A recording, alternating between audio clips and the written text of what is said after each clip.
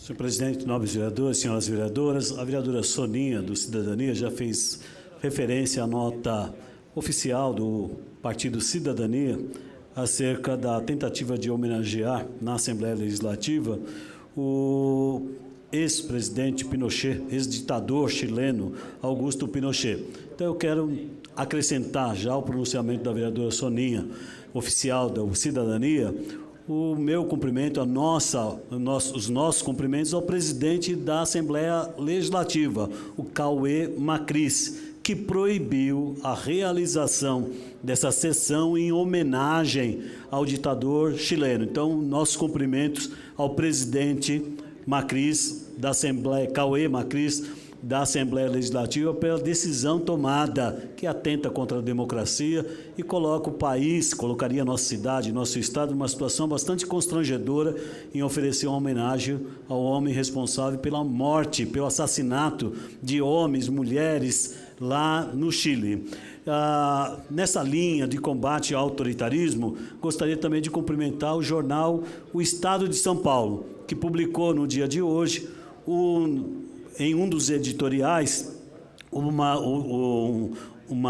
repulsa, na verdade, à declaração da ministra Damares, que propôs criar um canal de denúncia de professores. E a nota, o editorial está vazado nos seguintes termos: em nova decisão equivocada que poderá prejudicar o ambiente nas escolas, a ministra dos Direitos Humanos, Damares Alves, anunciou que, por iniciativa dela e do ministro da Educação, Abraham Weintraub, né, uma coisa assim, Weintraub, desculpe, o governo lançará um canal para que os pais dos alunos possam denunciar professores que em suas aulas atentem contra a moral, a religião e a ética da família.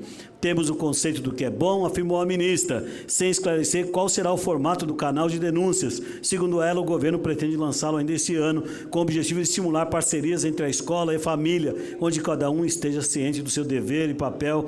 Paralelamente a essa iniciativa, tramita na Câmara Federal um projeto apresentado pela deputada Bia Kicis, do PSL do Distrito Federal, vinculada ao presidente Jair Bolsonaro, que confere aos alunos da rede pública o direito de gravar aulas, a fim de viabilizar o pleno exercício do direito dos pais de ter ciência do processo pedagógico, relegando para o segundo plano o fato de que esse tipo de medida é adotada somente em regimes autoritários, independentemente de sua cor ideológica. Ao justificar a iniciativa, Damares alegou que o governo Bolsonaro está cumprindo apenas o que determina a lei, em vez de buscar fundamento jurídico na Constituição Federal e na Lei de Diretriz e Base da Educação. Ela invocou um dispositivo da Convenção de Direitos Humanos da Organização dos Estados Americanos, OEA, mais conhecido como Pacto de São José da Costa Rica, do qual o Brasil é signatário. Lá está dizendo que a escola não pode ensinar nada que atente contra a moral, a religião e a ética da família, disse ela. Do ponto de vista jurídico, o argumento da ministra é uma aberração. Em primeiro lugar, porque a convenção é um texto programático, ou seja, enuncia princípios. Por isso, não pode se sobrepor à Constituição, que é um texto mandatório e que, no artigo relativo às garantias fundamentais e às liberdades públicas, é taxativo ao garantir as liberdades de manifestação do pensamento, de consciência, de expressão, de atividade intelectual e de cátedra. Em segundo lugar, a ministra se esquece ou ignora que a ênfase do Pacto de São José da Costa Rica à moral, à religião e aos valores da família tem por objetivo garantir o pluralismo de identidades e de valores em sociedades heterogêneas, principalmente no caso da América Latina, integradas por distintas populações indígenas e imigrantes europeus, asiáticos e africanos. Em outras palavras, a Convenção da OEA segue uma linha programática diametralmente oposta à do governo Bolsonaro, que despreza o pluralismo ao tentar impor o que entende como moral, religião e ética ao professorado brasileiro. Custa crer que a ministra dos Direitos Humanos e o ministro da Educação invoquem uma convenção de direitos humanos para justificar uma iniciativa autoritária que os afronta assintosamente. Do ponto de vista pedagógico, a iniciativa do governo é também absurda. A desconfiança dos pais com relação aos professores, por exemplo, acabará prejudicando a aprendizagem dos alunos, advertem os pedagogos, os profissionais de educação. Eles precisam estar expostos a opiniões diferentes e a iniciativa do governo vai atrasar ainda mais o país, afirma Priscila Cruz, presidente do movimento Todos pela Educação. Esse tipo de estratégia prejudicará o diálogo, diz Ocimar Alavarce, professor da Faculdade de Educação da Universidade de São Paulo.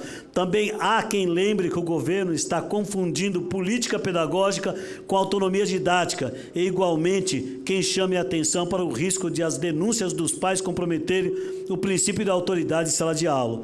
A verdade é que apelar para o denuncismo como instrumento para impor uma visão de mundo padronizada a todos os professores e escolas do país, sob a justificativa de defender a moral, a religião, a ética da família, é uma iniciativa que expressa uma perigosa forma de messianismo e de autoritarismo. Esse é o editorial do jornal Estado de São Paulo, a quem eu cumprimento, o editorialista, a direção do jornal.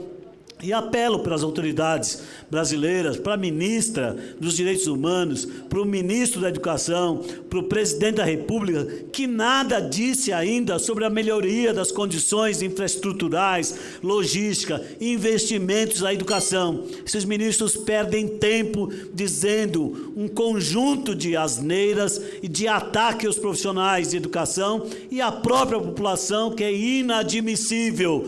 Nossa educação precisa de mais recursos, precisa de políticas públicas que possam lhe dar melhor padrão de qualidade, que interprete as necessidades desse mundo em desenvolvimento, de novos conhecimentos, de novas tecnologias, e não se pode simplesmente atentar contra os direitos da democracia, da livre expressão, do direito de cátedra.